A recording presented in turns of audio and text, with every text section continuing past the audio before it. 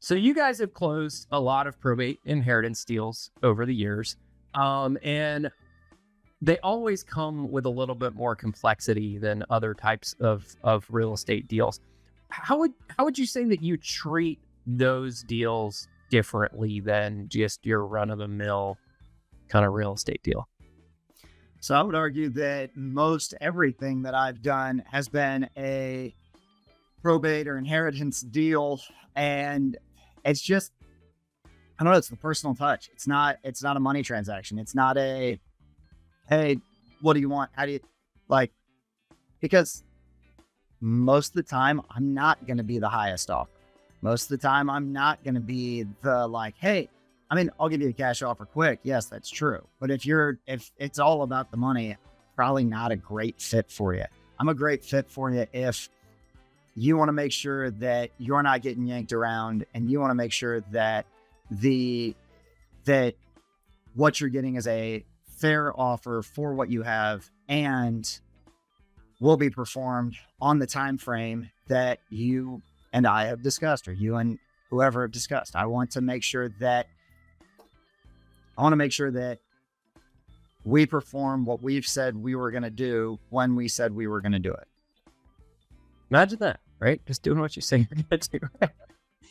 Isn't it crazy that we have to talk about this? But the reality is there's a lot of people that don't do that, and that, yeah, you're getting them to the finish line, and there's patience too, right?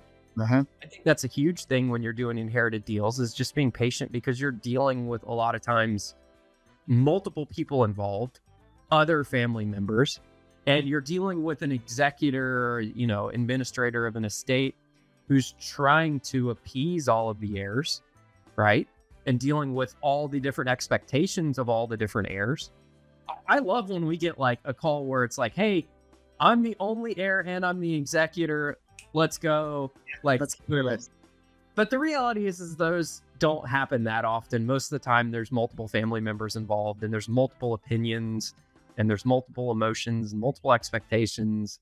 And you have to learn to kind of manage all those expectations and not be like pushy and get it. Like, we'll close as fast as you want, but the reality is it's probably going to take a little bit longer than normal.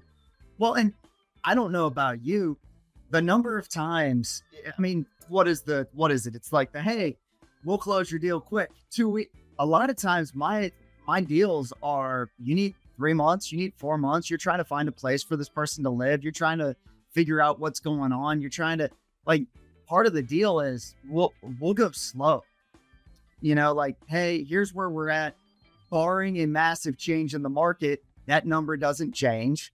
Right. I've had situations where that number has changed over 4 to 6, because I mean, if the market changes, yes, that number is going to change. But it's funny to see that sometimes it's like, we close slow with cash can tend to be a better thing, because I mean, the number of times there's been somebody, an heir, the actual person living there that has to find housing, and that doesn't go quickly. But also, you end up in this tight spot but that person has to find someplace to go, but you want to know that the house is already spoken for, because they might need the money from what you're doing to be able to put them where they need to go. Or, I mean, you get into all the Medicaid stuff and all the other state specific stuff that you have to go through to make sure that the deal gets across the finish line as well. Yeah, a lot of times when there's like an heir living in the property, a lot of times you run into heartburn with them not wanting to sell, but the heartburn comes from them because of their uncertainty of where they're going to go.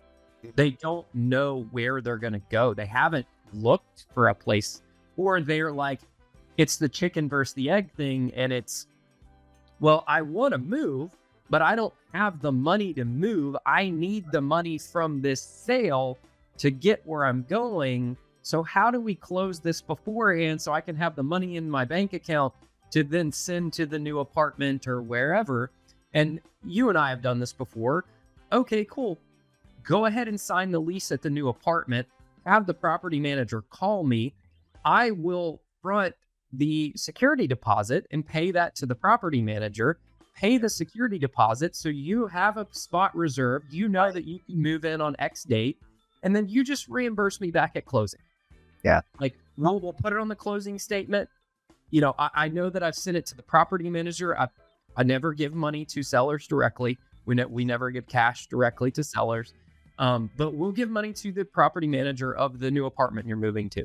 I've done that many, many times. Or I've paid a moving company, paid a deposit for the moving company, got reimbursed later. I was actually just thinking about this when you brought that up. We did a deal, gosh, this has probably been about 3 years ago now, with this old lady and her daughter. The old lady, she was probably 80 some odd years old, and her daughter was living with her as a caretaker.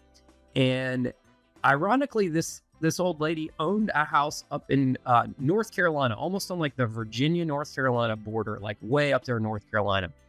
And she was selling her house here in Georgia, where I live. And we actually, my guy drove her and her daughter to North Carolina to their house and drove all the way back. It was like 7-hour drive one way, 7 hours back. Nice. And he drove her and the daughter there to make sure that she got there to the house, because they even borrowed like a minivan from somebody they knew, because from an accessibility thing, the old lady couldn't like get in his car because it was, kind of tight fit. So they got a vehicle that they could drive up there, and actually he drove her. Like he drove because she needed the daughter needed to be there to like take care of the mom.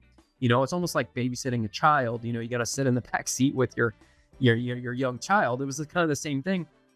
And my guy drove her to North Carolina. This was on Christmas Eve. Oh, no way. Yeah. Now, my guy that works for me, he's Jewish, so he doesn't really celebrate Christmas. He celebrates Hanukkah. So to him, it wasn't that big of a deal, but he drove her there and then drove back the next day on Christmas Day and dropped them off in North Carolina and then came back home. So it's the creative, like when you're dealing with a small sort of company, and the reason why at Probate Resource we work with our partners are typically smaller operators in their individual markets, is they have the freedom, the flexibility, the creativity to get these deals to the finish line with those creative solutions. Unlike a big company like, some of these iBuyers or some of these people you may see advertised on TV or whatever, they don't have that personal touch. They just don't. Right? Yeah.